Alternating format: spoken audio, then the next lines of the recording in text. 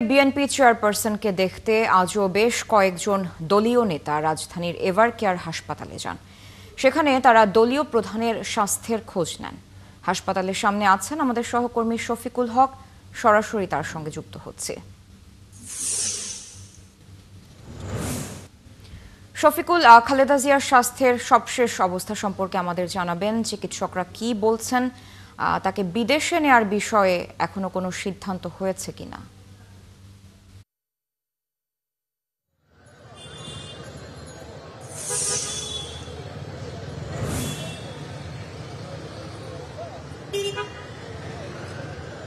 Sir, নতুন করে কোনো সিদ্ধান্ত আসলে এখান থেকে এখনো জানানো যাচ্ছে না। কিছুক্ষণ আগে দলের সিনিয়র যুগ্ম মহাসচিব তিনি একটি সংবাদ সম্মেলন করেছিলেন, জরুরি সংবাদ সম্মেলন, এবং সেখানে তিনি বেগম খালেদা জিয়ার সবশেষ যেই শারীরিক পরিস্থিতি যেটি বলেছেন যে তার অবস্থা অপরিবর্তিত রয়েছে।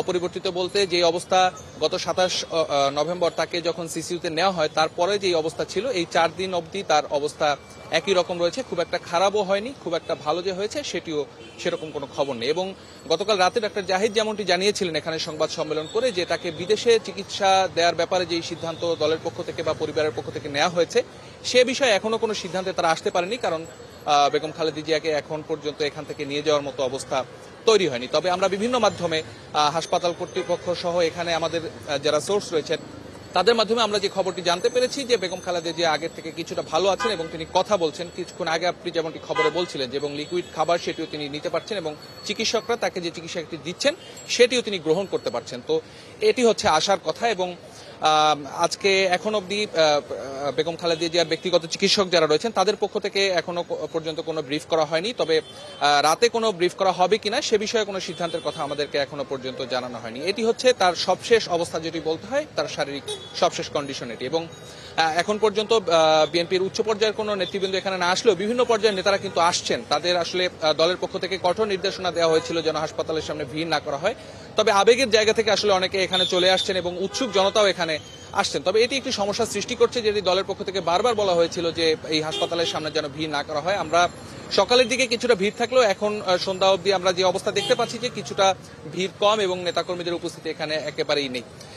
এছাড়া যদি আপনাকে বলতে হয় স্যার, গত 27 নভেম্বর থেকে বেগম খালেদা জিয়া এখানে সিসিইউতে চিকিৎসা নিচ্ছেন এবং আপনি জানেন যে এবছরই 21শে নভেম্বর যেই সশস্ত্র বাহিনীর যে দিবস, সেই দিবসে বেগম খালেদা জিয়া সশরীরে অংশগ্রহণ করেছিলেন এবং তার ঠিক দুদিন পরেই 23 নভেম্বরের দিকে কিন্তু তিনি অসুস্থ বোধ করায় এই রাজধানীর এভার কেয়ার হাসপাতালে তাকে নিয়ে আসা হয় এবং পরবর্তীতে এখানে তাকে ভর্তি করা হয়েছিল। ফুসফুসে ইনফেকশন যেটি হয়েছে ডাক্তাররা যেটি জানিয়েছিলেন সেই যেই জটিল অবস্থা তৈরি হয়েছিল এবং পরবর্তীতে বিএনপির মহাসচিব মির্জা ফখরুল ইসলাম আলমগীর তিনিও কিন্তু জানিয়েছিলেন যে একটি সংকটময় অবস্থা পার করছেন বেগম খালেদা জিয়া। তবে এখন পর্যন্ত যে পরিস্থিতি, সে অবস্থা থেকে হয়তো কিছুটা উন্নতির দিকে তার শারীরিক অবস্থা এটি এখন পর্যন্ত বলাই যাচ্ছে। তবে অপেক্ষা করতে হবে, কারণ তার চিকিৎসা ডাক্তাররা আপ্রাণ চেষ্টা করে যাচ্ছেন। দেশ এবং বিদেশের চিকিৎসকদের সমন্বয়ে যে মেডিকেল বোর্ড, তারা কিন্তু দিনভর তার বেগম খালেদা জিয়ার যে চিকিৎসা সেই সার্বক্ষণিক সেই চিকিৎসা ব্যবস্থা করছেন। তো পরবর্তীতে নতুন করে কোনো আপডেট যদি এখান থেকে থাকে, ডাক্তাররা যদি আমাদেরকে এখানে ব্রিফ করেন,